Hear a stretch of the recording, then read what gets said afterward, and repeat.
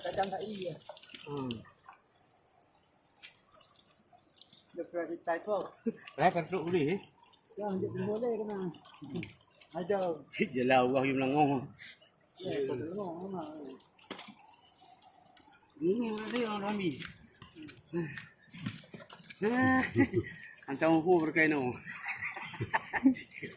Saya tadi telah berada kali dia. Banyak tu.